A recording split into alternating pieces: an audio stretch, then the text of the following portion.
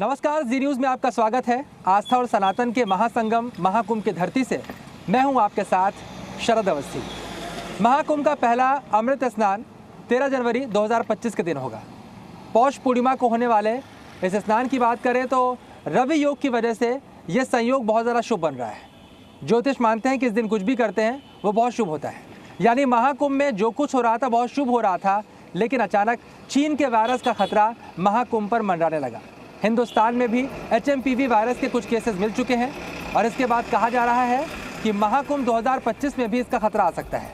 लेकिन अगर महाकुंभ 2025 तक ये वायरस पहुंचता है तो इससे निपटने के क्या इंतजाम किए गए हैं, जी न्यूज़ ने आपके लिए एक स्पेशल रिपोर्ट तैयार की है। वायरस का नाम सुनते ही कोविड काल की डरावनी यादें ताज़ा हो गई। शहरों का संपूर्ण लॉकडाउन, दुकानों के शटर डाउन, दफ्तरों पर ताले, घरों की बालकनी तक कैद इंसान, अस्पतालों में अपनों को खोने का दर्दनाक पल, शमशान घाट में शवों का रेला। हिंदुस्तान ने क्या क्या नहीं झेला।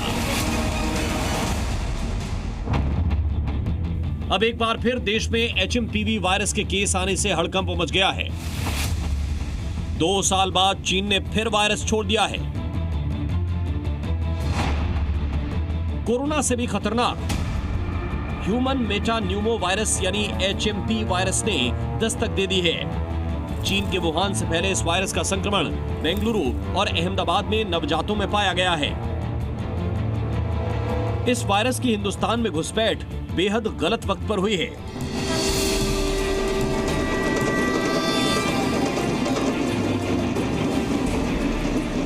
महाकुंभ को अब 8 दिन भी नहीं बचे। महाकुंभ में भी इस वायरस की एंट्री का खौफ सता रहा है। याद होगा, कोरोना काल में पहला मरीज केरल में मिला और इसके 15 दिन के अंदर ही पूरे देश में वायरस का कोहराम मच गया। इस बार HMPV वायरस के केस अहमदाबाद, बेंगलुरु में मिले। कोई दावे से नहीं कह सकता कि इस बार वायरस नहीं फैलेगा, प्रयागराज तक नहीं पहुंचेगा। जो HMPV वायरस है उसके केसेस बेंगलोर में और गुजरात में मिल चुके हैं और इस समय बेंगलोर की बात करें या गुजरात की बात करें, वहां से भी बड़ी संख्या में तीर्थयात्री महाकुंभ 2025 में आने की तैयारी कर रहे हैं और आने की संभावना भी पूरी है। ऐसे में क्या वायरस का संक्रमण यहाँ भी पहुँचेगा, तैयारी क्या है, उसके बारे में आपको बता रहे हैं। इस अस्पताल को आप देख रहे हैं, इस 100 बेड का अस्पताल है। यहाँ पर एक ICU भी बनाया गया है, जहाँ पर अगर कोई बहुत अधिक समस्या होती है, कोई सीवियर पेशेंट आता है तो उसको यहाँ पर भर्ती कर दिया जाएगा। इसके अलावा बात करें तो यहाँ पर खास आइसोलेशन की व्यवस्था भी की गई है। कुछ अलग जगह बनाई गई हैं, 10 और 20 बेड के ऐसे हॉस्पिटल यहाँ पे बनाए गए। महाकुंभ में वायरस की एंट्री का खौफ सताने लगा है। साधु संत सन्यासियों की मांग है कि सरकार तुरंत एक्शन ले और चीन से आने वाले तमाम नागरिकों और फ्लाइट्स पर देश में एंट्री पर पूर्ण पाबंदी लगे। भारत सरकार से विशेष रूप से अनुरोध करूंगा कि जब तक ये महामारी वायरस चाइना में फैला हो, तब तक चाइना से जो लोग आने जाने वाले लोग हैं उन पर प्रतिबंध लगा दिया जाए, क्योंकि यहाँ विश्व का बहुत बड़ा मेला प्रयागराज होने जा रहा है। अगर कोई भारत में एक भी जगह कोई वायरल फैला और वो कुंभ मेले में आ गया तो इस वायरल को फिर संभाला नहीं जाएगा। इस वायरस की चपेट में आए मरीजों की भीड़ से चीन के अस्पताल भरे हुए हैं। पिछले 10 दिनों में इसके संक्रमण ने 600 गुना की रफ्तार पकड़ी है। समझना मुश्किल नहीं कि वायरस कितना खतरनाक है, लेकिन कहते हैं ना, दूध का जला छाछ भी फूंक फूंक कर पीता है। लिहाजा इस बार वायरस को लेकर तैयारी जोरों पर है। महाकुंभ प्रशासन ने वायरस से 2-2 हाथ करने के लिए कमर कस ली। प्रयागराज महाकुंभ में जो लोग भी आने वाले हैं, खासकर विदेशों से आने वाले हैं, उनकी स्क्रीनिंग की भी यहाँ पर तैयारी की गई है। एयरपोर्ट के बाद स्क्रीनिंग की व्यवस्था की गई है। बस स्टॉप की बात कर लें, रेलवे की बात कर लें तो वहाँ भी स्क्रीनिंग की जाएगी। और अधिकारियों ने जो हमें जानकारी दी है उसके मुताबिक अब तक भले ही कोई विशेष रणनीति नहीं बनाई गई हो, क्योंकि आज ही वायरस के केस सामने आए हैं, लेकिन ये तैयारियां शुरू हो चुकी हैं। स्वास्थ्य को लेकर के हमारी टीम काफ़ी एक्टिव है और यहाँ पर जेडी साहब और एडी हेल्थ इसको देख रहे हैं। जो भी एडवाइजरी और जो भी गाइडलाइंस मिनिस्ट्री से जारी होगी या भारत सरकार की तरफ से या उत्तर प्रदेश सरकार की तरफ से मिलेगी, उसका अच्छे से अनुपालन कराएंगे और फुल अलर्ट है हमारी टीम। चीन का HMPV वायरस सबसे ज्यादा बच्चों और बुजुर्गों पर असर डालता है। भारत में संक्रमण के 3 मामले बच्चों के हैं। यही वजह है कि महाकुंभ में किसी भी संकट से निपटने की पूरी तैयारी है। महाकुंभ में बनाए गए इस अस्पताल को हाईटेक बना दिया गया है। यहाँ 100 बेड के साथ पूरा अस्पताल तैयार है।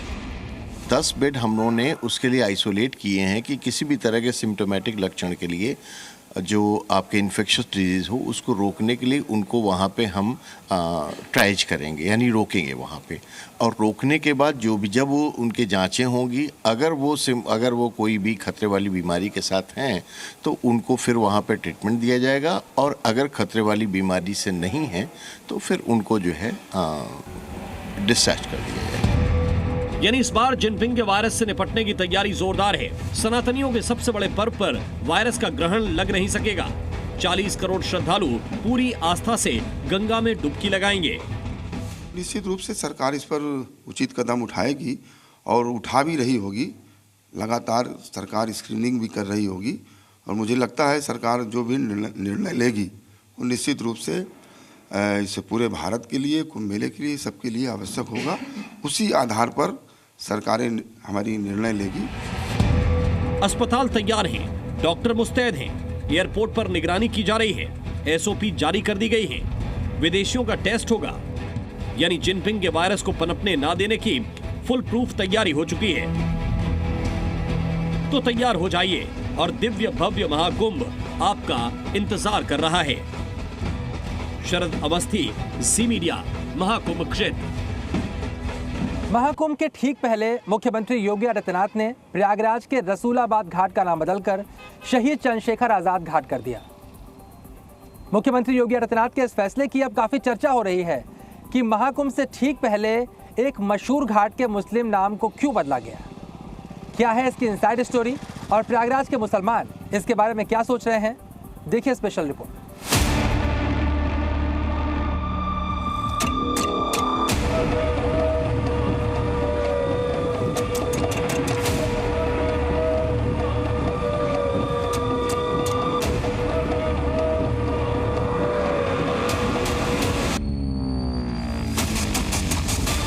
तैतीस साल से लटका फैसला 3 मिनट में हुआ। रसूलाबाद घाट का नाम आजाद हो गया। योगी की पड़ी नजर और झट हुआ फैसला। सच संवरकर तैयार हुए इस घाट को कुछ दिनों पहले तक रसूलाबाद घाट के नाम से जाना जाता था, लेकिन मुख्यमंत्री योगी आदित्यनाथ ने कई दशकों से रुका हुआ फैसला कुछ मिनट में बदल दिया। मुख्यमंत्री योगी आदित्यनाथ ने 33 साल से रुका हुआ फैसला सिर्फ 3 मिनट में कर दिया। उसके बाद जो घाट कुछ दिनों पहले तक रसूलाबाद घाट के नाम से मशहूर था, अब उसे अमर स्वतंत्रता सेनानी शहीद चंद्रशेखर आजाद घाट के नाम से जाना जाने लगा है। मुख्यमंत्री योगी आदित्यनाथ के साथ उस वक्त मौजूद शहर के मेयर गणेश केसरवानी ने बताया कैसे सिर्फ 3 मिनट में ही महाकुंभ से ठीक पहले निरीक्षण करने आए मुख्यमंत्री ने यह फैसला ले लिया और रसूलाबाद चंद्रशेखर आजाद घाट हो गया। वो यहाँ आए थे प्रयागराज दौरे पर, यहाँ की तैयारियों का जायजा ले रहे थे। तो जो नया गंगा रिवर फ्रंट रोड बनी है उसी पर से गुजर रहे थे, और चर्चा के दौरान ये आया कि अमर शहीद चंद्रशेखर आज़ाद जी की बात चली। तो उन्होंने पूछा कि हाँ, पर उनका बलिदान हुआ था, उनकी अंत्येष्टि कहाँ हुई थी। तो ये हुआ कि रसूलाबाद घाट में हुआ था। तो उन्होंने कहा कि उस घाट का नाम तत्काल बदलो और चंद्रशेखर आज़ाद, अमर शहीद चंद्रशेखर आज़ाद घाट रखो। प्रयागराज में महाकुंभ के लिए 100 से ज्यादा घाट बनाए गए हैं, लेकिन अगर प्राचीन घाटों की बात की जाए तो सरस्वती घाट, अरेल घाट, काली घाट, दशाश्वमेध घाट जैसे प्राचीन घाट मशहूर हैं। मेयर गणेश केसरवानी ने बताया कि इन सभी नाम के बीच रसूलाबाद घाट का नाम मुख्यमंत्री को भी खटक रहा था। सांस्कृतिक चेतना के केंद्र हैं, वो मंदिर हो, मठ हो, घाट हो, वो सब अपने सनातन के नामों पर है। तो कहीं ना कहीं एक घाट केवल ये ऐसा था जिसको लेकर के स्वाभाविक है। तो उस घाट की पृष्ठभूमि जब सामने आई तो तुरंत उसको बदला गया। मुख्यमंत्री योगी त्वरित फैसला लेने के लिए जाने जाते हैं। स्थानीय लोग भी इस फैसले से काफी खुश हैं।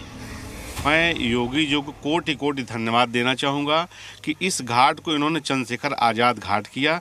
दुख इस बात का है कि बहुत देर में हुआ, बस ये बहुत पहले हो जाए। जो हम लोग के जुबान पे रसूलाबाद घाट आ गया, वो आज़ाद घाट फक से मुझे कहना चाहिए था, वो हम लोग कह नहीं पा रहे थे। अब हम गर्व से कह पाएंगे कि ये चंद्रशेखर आज़ाद घाट है। शहीद चंद्रशेखर आज़ाद घाट तो बहुत पहले कर देना चाहिए था इन लोगों को। ये रसूलाबाद तो लोकल नाम है, क्योंकि हमारी ये क्रांतिकारी लोग हैं ये, और ये हमारे लिए तो बहुत गर्व की बात होनी चाहिए ना कि हमारे जो नायक हमारे देश के हैं उनके नाम से हमारा घाट होना चाहिए।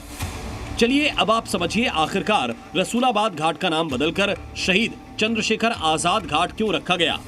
इसे समझने के लिए आपको चलना होगा प्रयागराज के उस ऐतिहासिक और प्रेरणादायक स्थल पर जहां आजादी की लड़ाई का एक परवाना शहीद हुआ था। अंग्रेजों के हाथों गिरफ्तार होने की बजाय चंद्रशेखर आजाद जी ने आखिरी गोली अपने मार ली और उसके बाद यहीं पर उनकी मृत्यु हुई। इस स्थान से अंग्रेज फिर उनको रसूलाबाद घाट लेकर गए और वहीं पर उनका अंतिम संस्कार किया गया। और अब मुख्यमंत्री योगी आदित्यनाथ ने फैसला कर लिया है कि जिस जगह पर अमर शहीद का अंतिम संस्कार हुआ था उस जगह को भी अमर शहीद का नाम दे दिया गया और इसीलिए रसूलाबाद घाट का नाम बदलकर शहीद चंद्रशेखर आजाद घाट कर दिया गया है। अल्फ्रेड पार्क में चंद्रशेखर आजाद ने शहादत दे दी, लेकिन इतने बड़े क्रांतिकारी की शहादत के बाद अंग्रेज सरकार को भी इस बात का ख्वाब था कि कहीं लोग बगावत न कर दें। क्रांतिकारियों में गुस्सा था। इसके बाद आनन फानन में अंग्रेजों ने चुपचाप रसूलाबाद घाट में चंद्रशेखर आजाद का अंतिम संस्कार करवा दिया। इस वक्त इनकी यहाँ पे मूर्ति आप लगी देख सकते हैं। इस मूर्ति में भी चंद्रशेखर आजाद जी के हाथ में एक पिस्टल है। जिस वक्त अंग्रेज़ों से उनकी मुठभेड़ चल रही थी उस वक्त चंद्रशेखर आज़ाद जी ने अंग्रेज़ों के हाथ आने के बजाय अपने आप को ख़त्म करने की ठानी थी और वो चाहते थे कि वो किसी भी तरह अंग्रेज़ों की कैद में रह रहे हैं, क्योंकि वो हमेशा कहते थे कि वो आज़ाद थे, आज़ाद हैं और आज़ाद रहेंगे। मुख्यमंत्री योगी आदित्यनाथ ने महाकुंभ से ठीक पहले रसूलाबाद घाट का नाम बदलकर अमर शहीद की शहादत को भी नमन किया है। खास बात यह है कि हिंदुओं के साथ साथ प्रयागराज के मुसलमान भी इस फैसले का विरोध नहीं कर रहे। आज का नहीं तो बहुत पहले का ही नाम था। पुराना नाम था? पुराना नाम था, ये तो नया नाम तो था नहीं। अच्छा, पुराना नाम रसूलाबाद ही था? पुराना नाम तो रसूलाबाद घाट ही नाम, जब से पैदा हुए हैं तब से तो यही जान रहे हैं हम। अच्छा, आपके जो पुरखे रहते होंगे? जी जी, सब ये जानते हैं, रसूलाबाद घाट। मुख्यमंत्री इससे पहले भी कई शहरों और स्थानों का नाम बदल चुके हैं। गोरखपुर में उर्दू बाजार को हिंदी बाजार, हुमायूंपुर को हनुमान नगर, मीना बाजार को माया बाजार और अलीनगर को आद्य नगर किया गया था। खुद इलाहाबाद का नाम प्रयागराज किया गया और अब महाकुंभ से पहले रसूलाबाद घाट का नाम बदलने का सनातनी स्वागत कर रहे हैं। शरद अवस्थी, जी मीडिया, प्रयागराज। देखिए, महाकुंभ 2025 में 40 से 45 करोड़ लोग इकट्ठे होने वाले हैं और यही वजह है कि महाकुंभ न सिर्फ आतंकियों बल्कि जिहादियों के निशाने पर भी आ चुका है। खुफिया एजेंसियों ने अलर्ट दिया है कि जिहादी जबरदस्त साजिश रच रहे हैं, लेकिन योगी सरकार ने इससे निपटने के भी इंतजाम कर रखे हैं। इसीलिए यहाँ पर एक ऐसी महारक्षक जोड़ी को तैनात किया गया है जिसने 500 से ज़्यादा आतंकियों को जहन्नुम पहुँचाया है। कहा जाता है कि कश्मीर के ये सुपर कॉप्स जहाँ भी तैनात कर दिए जाते हैं, जिहादियों को जहन्नुम पहुँचने में ज़्यादा वक्त नहीं लगता। देखिए रिपोर्ट।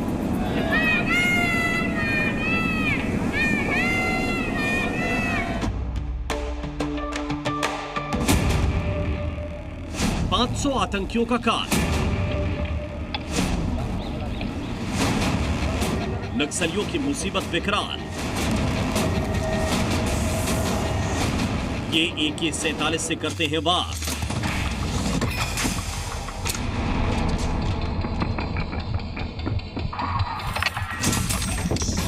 इनके सामने जिहादी बिल्कुल लाचार। जी हां, पूरा बायोडेटा बताएंगे तो आतंकी आकाओं को सांप सूंघ जाएंगे। जिहादियों के मंसूबे पस्त पड़ जाएंगे और हमले की फिराक में बैठे आतंकी दिल में दुबक जाएंगे। कश्मीर के इन सुपर कॉप्स की पूरी डिटेल आपको आगे बताएंगे। अभी सिर्फ इतना जान लीजिए कि योगी सरकार ने महाकुंभ के खिलाफ साजिश रचने वालों को मिट्टी में मिलाने का पूरा इंतजाम कर लिया है।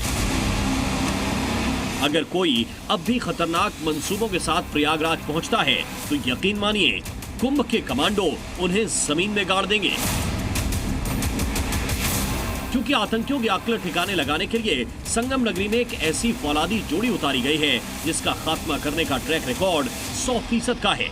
घाटी की दुर्गम पहाड़ियां हो या छत्तीसगढ़ के घने जंगल, देश का कोई भी दुश्मन इनकी AK-47 से ज्यादा देर बच नहीं सकता। अब सवाल यह है कि आखिर ये जोड़ी है किसकी? वैसे तो योगी सरकार ने खुद सुरक्षा का बड़ा ही फुल प्रूफ प्लान बनाया है। ताकत से लेकर तकनीक तक सुरक्षा का पूरा समावेश महाकुंभ के चप्पे चप्पे पर दिखाई दे रहा है। लेकिन इन सब के बीच बहुत ज्यादा चर्चा एक ऐसी जोड़ी की जा रही है जिन्हें आतंकियों का काल माना जाता है। खूंखार नक्सली भी इनके नाम से थर थर कांपते हैं और इनके नाम हैं अकरम अली और मोहम्मद अफसर। ये दोनों मुस्लिम योद्धा सीआरपीएफ की उस टीम का हिस्सा हैं जिन्होंने सीआरपीएफ के कई बड़े ऑपरेशंस को अंजाम दिया है। सोचकर देखिए, जिस महाकुंभ में मुसलमानों की एंट्री पर सवाल हो, वहां सनातनी आस्था की सुरक्षा का जिम्मा ये दोनों मुस्लिम योद्धा संभाल रहे हैं। जहादी कहाँ आएंगे यहाँ से और ये क्या धमाका करेंगे वो? जब हम आए हैं, अभी हम कश्मीर झारखंड का इलेक्शन करा आ रहे हैं, कुछ दिन पहले, उससे पहले कश्मीर का इलेक्शन कराए। 5 साल कंटिन्यू रह के आ रहा हूँ कश्मीर से। दूर से बैठ के धमकी दे रहे हैं, इनकी धमकी से कोई हमारे पर न असर पड़ता है, न हम बहकाते हैं। हमने जो ऑपरेशन चलाए हैं, आपने पीछे भी जो ऑपरेशन चले हैं कश्मीर वगैरह में, जितने भी ऑपरेशन चले हैं, तो हम लोग ऑपरेशन चलाते हैं, तो इनसे हमें कोई भय या डर की चीज़ नहीं है। चाहे वो कश्मीर के उग्रवादी हों, चाहे वो खालिस्तान के हों। कहते हैं इंसान अपने कर्म से जाना जाता है। एक तरफ जहां जिहादी सनातनी समागम के खिलाफ साजिश रच रहे हैं, वहीं एक अकरम हैं जो सनातनियों के रक्षक बनकर खड़े हैं। सीआरपीएफ बटालियन के कमांडर अकरम अली ने तो ऐलान भी कर दिया है कि किसी भी आतंकी की इतनी औकात नहीं कि महाकुंभ की तरफ आंख उठाकर देख सके। किसी की औकात नहीं है कि जो यहाँ बाल भी वाका कर सके। ये दो टूक है हमारी। सभी भाइयों से कहना चाहता हूँ, जो भी हैं बिना भयभीत हुए, बिना डर कुंभ के मेले में आए और स्नान करें। यहाँ कोई डरने वाली चीज़, ऐसी डरने वाली बात नहीं है कि भाई यहाँ कुछ होगा। आपको बता दें कि अकरम अली के अलावा मोहम्मद अफसर भी हैं जो सनातनियों की सुरक्षा में कंधे से कंधा मिलाकर खड़े हैं। जानकारी के मुताबिक सीआरपीएफ के दोनों अफसर कई आतंकियों के खिलाफ कई ऑपरेशन में शामिल हो चुके हैं। इसके अलावा नक्सल प्रभावित इलाकों में भी लंबा वक्त गुजार चुके हैं। आतंकी हो या जिहादी, किसी को ये बख्शे नहीं है। ये अपनी पूरी टीम को लेकर यहाँ पहुँचे हैं। बहुत सारे बड़े बड़े चेहरे हैं, नाम है मनोज कुमार हो, या दूसरी तरफ हम जाएंगे विष्णु दत्त हो, या आगे सीना तान के खड़े हैं मोहम्मद अफसर। अलग अलग ऑपरेशन में रहे, चाहे आतंकी हो चाहे जिहादी हो, किसी को छोड़ा नहीं है। हिंदुओं से प्रॉमिस किया है।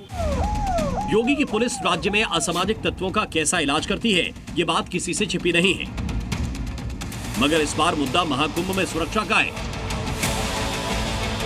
लिहाजा केंद्र ने अपने सबसे भरोसेमंद कश्मीर के कमांडो भेजे हैं। लिहाजा बेफिक्र हो जाइए, संगम नगरी में आस्था की डुबकी लगाइए और तमाम कष्टों से तर जाइए, क्योंकि महाकुंभ के महारक्षक सुरक्षा की गारंटी दे रहे हैं। प्रमोद शर्मा, जी मीडिया, महाकुंभ क्षेत्र।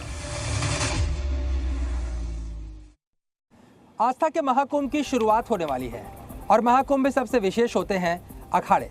लगातार महाकुंभ क्षेत्र में अखाड़ों के पहुंचने का सिलसिला जारी है और आज भी आनंद अखाड़े ने महाकुंभ क्षेत्र में छावनी प्रवेश किया और इसी के साथ साथ इस अखाड़े की सनातनी सेना भी अपने शिविर की सुरक्षा में जुट गई है।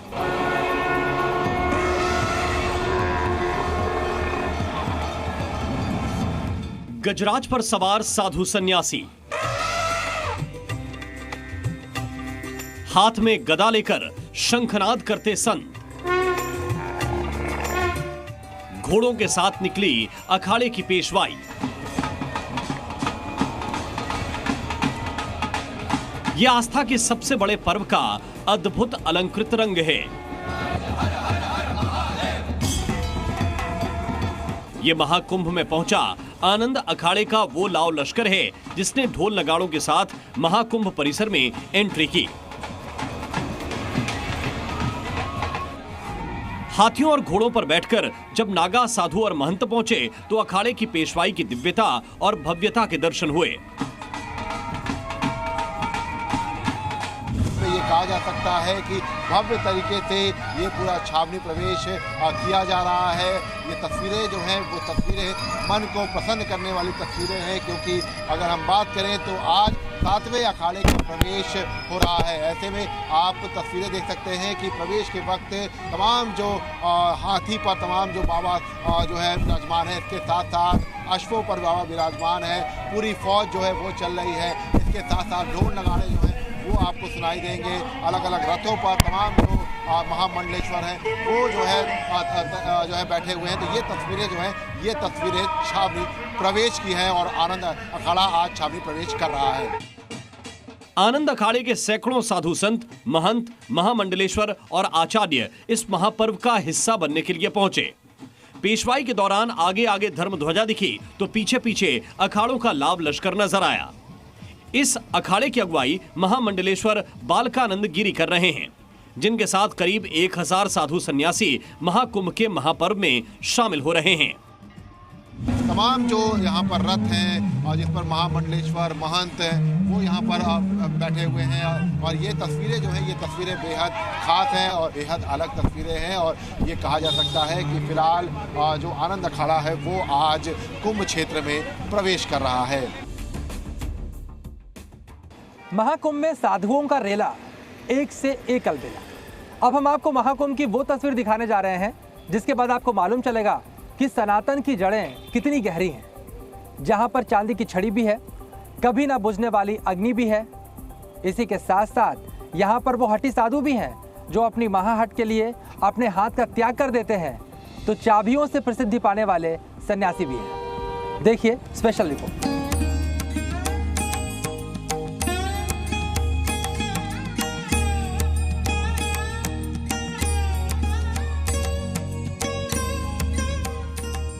चाबी वाले बाबा खोलते हैं किस्मत का दरवाजा।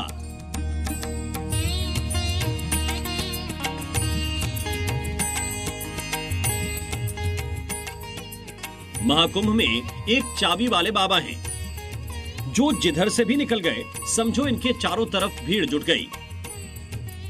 वजह है इनकी गाड़ी पर लटकी अनगिनत चाबियां, जिनके जरिए बाबा किसी की भी तकदीर खोलने का दावा करते हैं, वो भी गजब अंदाज में। तो मैं तो ढेर कर दूं, जगह दो, जगह दो, जगह दूंगा, ऐसा जगह दूंगा फिर कोई सो ना पाए।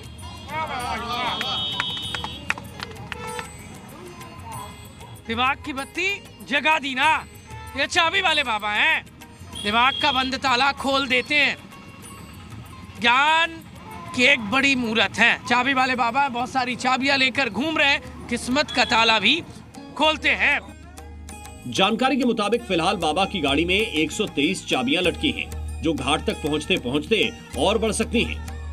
महाकुंभ 2025 की आज की बड़ी खबरों में फिलहाल इतना ही, लेकिन देश और दुनिया की तमाम बड़ी खबरों के लिए आप देखते रहिए जी न्यूज़।